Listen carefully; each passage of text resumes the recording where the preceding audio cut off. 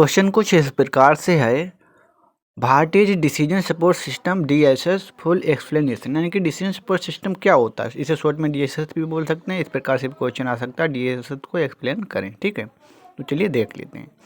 A decision support system DSS is a computer program application use to improve a company's decision making capabilities. यानी कि decision support system एक प्रकार का हमारा computer program होता है। ठीक है, जो हमारे कंपनी की जितनी भी डिसीजन से संबंधित एक्टिविटी होती हैं उन सभी को जो हमारा देख रेख करता है, उन्हें इम्प्रूव करता रहता है। ठीक है, हर एक कंपनी के अंदर कोई ना कोई सॉफ्टवेयर इस प्रकार का होता है जिस पर वो कार्य करती हैं। उसी के अंदर उसकी इंफॉर्मेशन वगैरह होती है, डाटा वगैरह स्टोर होता है। ठीक है, तो टाइम टू टाइम उसका यूज हम कर लेते हैं अपने रिक्वायरमेंट के अनुसार, जिससे कि हमारी कंपनीज की ग्रोथ को और अच्छे से बढ़ पाए। ठीक है, जिसमें एक बेटर डिसीजन वो लोग ले पाएँ। ठीक है, अब चलिए आगे देखते हैं। It analyze large amount of data and present an organization with the best possible options available। ठीक है, यानी कि ये जो लार्ज अमाउंट ऑफ डाटा, यानी कि जो डाटा बहुत सारा डाटा होता है उस डाटा को एनालाइज करता है, उसकी एनालिसिस करता है। एंड प्रेजेंट एन ऑर्गेनाइजेशन, और ऑर्गेनाइजेशन को प्रोवाइड कराता है। यानी कि बहुत सारे विकल्प जहाँ पर होते हैं, बहुत सारे सोल्यूशंस होते हैं, उनमें से जो बेस्ट और पॉसिबल यानी कि जो संभव होता है जिसे और सबसे बढ़िया विकल्प होता है, ठीक, उसको ऑर्गेनाइजेशन के पास प्रस्तुत करता है। यानी कि आप इसका यूज करके देख लें। ठीक, अगर उसका यूज हम करेंगे तो हमें फ़ायदा अवश्य होगा। ठीक है, बहुत सारे विकल्प जब होते हैं तो उसके डाटा को एनालाइज करने के लिए भी हम इसका यूज कर लेते हैं। ये बिल्कुल आर्टिफिशियल इंटेलिजेंस का कार्य करता है। यानी कि जैसा कि हम ह्यूमन बीइंग नहीं कर पाते हैं कि जब बहुत सारा डाटा होता है उसमें से हम निर्णय नहीं ले पाते हैं, तो वहाँ पर हमारा आर्टिफिशियल इंटेलिजेंस यानी कि डिसीजन सपोर्ट सिस्टम हमें बताता है, यानी कि डिसीजन आप लें तो आपका कार्य ईजिली हो पाएगा। Decision support system bring together data and knowledge from different areas and source to provide users with information beyond the usual reports and summaries. ठीक है, तो डिसीजन सपोर्ट सिस्टम क्या है, हमारा इन्फॉर्मेशन को गैदर करता है, इकट्ठा करता है इन्फॉर्मेशन और डाटा को from different areas and resources, यानी कि अलग अलग स्थानों से, एरिया से और अलग अलग स्रोतों से जानकारी को इकट्ठा करता और लाता है उन्हें। ठीक है, टू प्रोवाइड यूजर, जिससे कि यूजर्स को प्रोवाइड करा सकें with information beyond the visual report, यानी कि जो हमारी रिपोर्ट वगैरह होती हैं उसके फॉर्मेट में, या उसका सारांश, जो रिपोर्ट के सारांश में डिटेल डिस्क्रिप्शन वगैरह डिटेल में नाली उसे दे पाएँ। ठीक, तो अलग अलग लोकेशन से डाटा को लाते हैं, उसके बाद यूजर को रिक्वायरमेंट के अनुसार उन्हें प्रोवाइड करा देता है हमारा डिसीजन सपोर्ट सिस्टम। ठीक है, this is intended to help people make informed decision. तो ये इसका मेन उद्देश्य हमारा यही होता है, डिसीजन सपोर्ट सिस्टम का हमारा मेन उद्देश्य यही होता है कि जो हमारे पीपल वगैरह रहते हैं तो उन्हें इंफॉर्मेशन को सूचित कराना। ठीक है, यानी कि उसे डिसीजन लेने के लिए इंफॉर्मेशन को प्रोवाइड कराना। ठीक है, तो इसके कुछ कंपोनेंट हैं, उन्हें देख लेते हैं। DSS consist mainly 3 parts, knowledge database, software and user interface. इसके मेनली 3 इंटरफेस, जो कि नॉलेज डेटाबेस है, सॉफ्टवेयर है एंड यूजर इंटरफेस। ठीक है, तो नॉलेज क्या है, यानी कि जो नॉलेज है भाई हमारे डाटाबेस में स्टोर होती है, डाटाबेस में स्टोर होती है नॉलेज है। ठीक है, तो सॉफ्टवेयर होता है, सॉफ्टवेयर के अंदर मान लीजिए नॉलेज क्या है, नॉलेज हमारी इन्फॉर्मेशन है। ठीक है, जो हमारे सॉफ्टवेयर के अंदर स्टोर होती है, जिसे यूजर जो है हमारे इंटरफेस यानी कि यूजर उसे इंटरेक्ट करके निकाल यूज कर लेते हैं। ठीक है, तो नॉलेज डेटाबेस इसमें क्या है, ए knowledge base is a integral part of A decision support system database containing information from both internal and external sources. यानी कि जो हमारा नॉलेज है, नॉलेज बेस यानी कि जहाँ पर नॉलेज हमारी इंफॉर्मेशन वगैरह स्टोर होती है, उसके अंदर हमारी डिसीजन सपोर्ट सिस्टम के डाटाबेस में हमारी इंफॉर्मेशन स्टोर होती है। तो इंफॉर्मेशन हमारी इंटरनल एक्टिविटी हो सकती है या एक्सटर्नल एक्टिविटी हो सकती है, वो सभी हमारी स्टोर होती हैं नॉलेज के जो डाटाबेस है उसमें स्टोर होती हैं। ठीक है, it is a library of information used by the system reasoning engine to determine a source of direction. ठीक है, तो यहाँ इसे हम लाइब्रेरी बोल सकते हैं, जिसके अंदर तरह तरह की इन्फॉर्मेशन होती है। तो इसमें से बहुत जो भी हमारी सटीक इन्फॉर्मेशन होती है, जिसकी हमें ज़रूरत होती है, उस इन्फॉर्मेशन को हमारा सर्च इंजन जो है उसे सर्च कर लेता है और हमें एक उसका कार्य वगैरह यानी कि आउटपुट अच्छे से देता है। ठीक है, उसका हम यूज कर लेते हैं, उसी पर एक्शन ले लेते हैं। ठीक है, इसके बाद सॉफ्टवेयर सिस्टम क्या है, the software system is a composite of model management system, ठीक है। तो सॉफ्टवेयर सिस्टम क्या है, सॉफ्टवेयर सिस्टम को मॉडल मैनेजमेंट सिस्टम के लिए कंपोजिट किया जाता है, ठीक है। A model is a simulation of a real world system with the goal of understanding how the system works and how it can be improved, ठीक है। तो देखिए मॉडल यहाँ पर आया। मॉडल क्या होता है, मॉडल मान लीजिए एक बहुत बड़ा प्रोग्राम है, तो उसमें प्रोग्राम को छोटे छोटे पार्ट्स में अगर हम तोड़ लें तो उसी को मॉडल कर लेते हैं, ठीक है। तो एक बड़े प्रोग्राम को एक साथ ना समझ के उसे छोटे छोटे मॉड्यूल में हम कन्वर्ट कर लेते हैं, जिससे कि उन्हें ईजिली से समझ पाएँ, ठीक है। तो मॉडल हमारे real world entities, real world system को, गोल को समझने में हेल्प करते हैं, ठीक। Understanding how the system work, यानी किस प्रकार से सिस्टम वर्क करता है, ठीक। तो मॉडल के हिसाब में हम चेक कर लेते हैं किस प्रकार से हमारा सिस्टम वर्क करता है, and how it can be improved, और इस सिस्टम को कैसे इम्प्रूव किया जा सकता है, ठीक है। तो प्रत्येक मॉडल के अंदर हम एक एक मॉडल को चेक कर लेते हैं और देखते हैं कि सिस्टम में कहाँ पर क्या दिक्कत है, उसी के अनुसार उसका हम इम्प्रूवमेंट कर लेते हैं, ठीक है।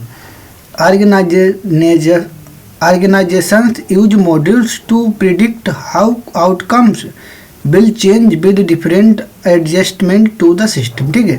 अब ऑर्गेनाइजेशन वगैरह हमारी हैं, ठीक है, यानी कंपनी वगैरह जो हमारी हैं वो मॉड्यूल्स को यूज करती हैं, किस लिए, टू प्रिडिक्ट हाउ आउटकम, यानी कि किसी भी विशेष कार्य को वे कर रही हैं तो उसका रिजल्ट किस प्रकार से आ रहा है, ठीक है। अगर उसका रिजल्ट अच्छा नहीं है तो will change with different adjustment, तो हम उससे दोबारा से चेंज करके देंगे, फिर चेक करें कि आप उसका रिजल्ट पहले से अच्छा आया या नहीं, ठीक है। तो इसी प्रकार से हमारा हेल्प करता है जी। इसके बाद एग्जाम्पल के रूप में अगर बताएं तो model can be helpful for understanding system that are too complicated, ठीक है। अब देखिए टू कॉम्प्लिकेटेड यानी कि बहुत बड़ा हो सकता है, बहुत ही मुश्किल जिसे समझना है, ठीक है। टू एक्सपेंसिव जो बहुत महंगा है, ठीक है। Are too dangerous to fully explore in real life, यानी कि जो बहुत ही बड़ा हम जिसे कह सकते हैं, बहुत ही जैसे फुली देखिए डेंजरस वगैरह कह सकते हैं, इसे देखकर हमें लगेगा अरे ये नहीं हो पाएगा। तो इस प्रकार की एक्टिविटी को सोल्व करने के लिए मॉडल का ही यूज करते हैं। यानी मॉडल हमने पहले बताया कि सब पार्ट होता है एक बड़े प्रोग्राम का, ठीक है, जिससे बड़ी समस्या हो तो उसे थोड़ा थोड़ा करके हम समझ पाएँ, ठीक है। तो उसमें हमारी हेल्प करता है जी उसे समझने के लिए। Models can also be used to represent and explore systems that do not yet exist, like a proposed new technology, a planned factory or a business supply chain, ठीक है। तो जो मॉडल हमारे हैं इनका मेनली यूज इस प्रकार से भी हम कर सकते हैं, या इस चीज़ को रिप्रेजेंट करने के लिए भी कर सकते हैं जो प्रेजेंट टाइम पर है ही नहीं, ठीक है। मान लीजिए कोई ऐसी चीज़ है जो प्रेजेंट टाइम पर है ही नहीं, तो उस चीज़ को मॉडल के रूप में हम समझ सकते हैं और उसको हम चेक कर सकते हैं। जैसे कि प्रपोज न्यू टेक्नोलॉजी, मान लीजिए कोई न्यू टेक्नोलॉजी है तो उसे हम, उसका प्रस्ताव किसी ने रखा तो उसे हम चेक कर सकते हैं, या किसी कंपनी ने कोई भी प्लान वगैरह किया है तो उस प्लान को एनालाइज कर सकते हैं। Are a business supply chain, या कोई भी बिजनेस तो उसकी जो प्रोडक्ट वगैरह उनकी सप्लाई चेन को चेक कर सकते हैं, ठीक है। तो मॉड्यूल हमारे यही प्रकार के हैं, जो चीज़ ना हो प्रेजेंट टाइम पे, जिसका अस्तित्व ना हो तो उसे भी एनालाइज कर लेते हैं हम इसमें, ठीक है।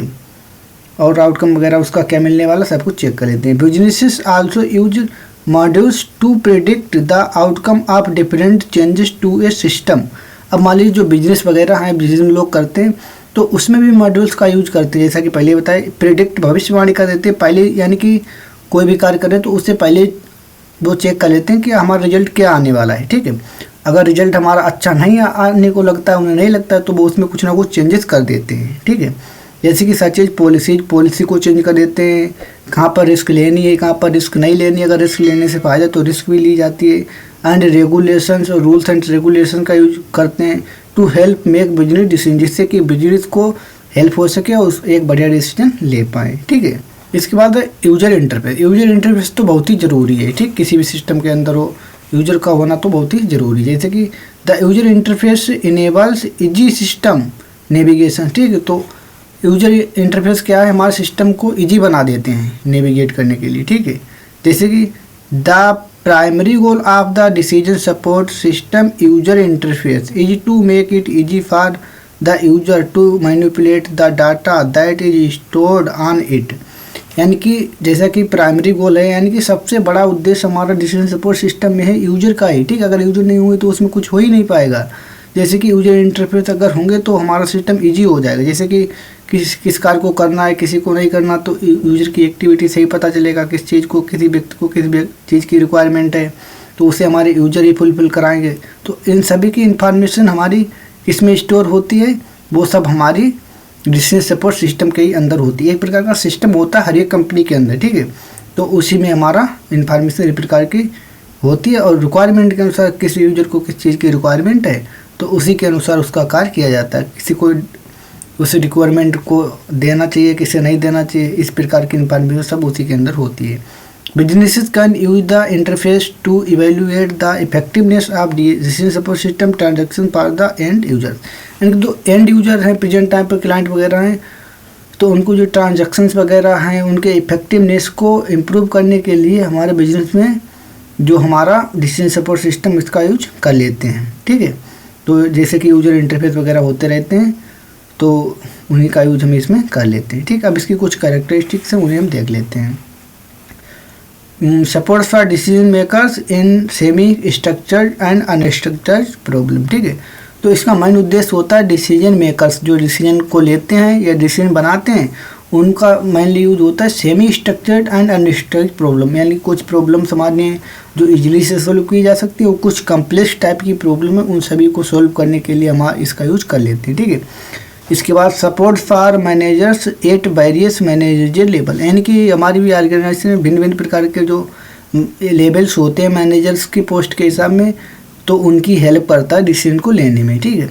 Support for individuals and group, यानी कि ये हेल्प करता है डिसीजन सपोर्ट सिस्टम किसी एक पर्टिकुलर व्यक्ति के लिए या पूरा का पूरा ग्रुप उसमें हो सकता है, उनकी भी ये हेल्प करता है, ठीक है।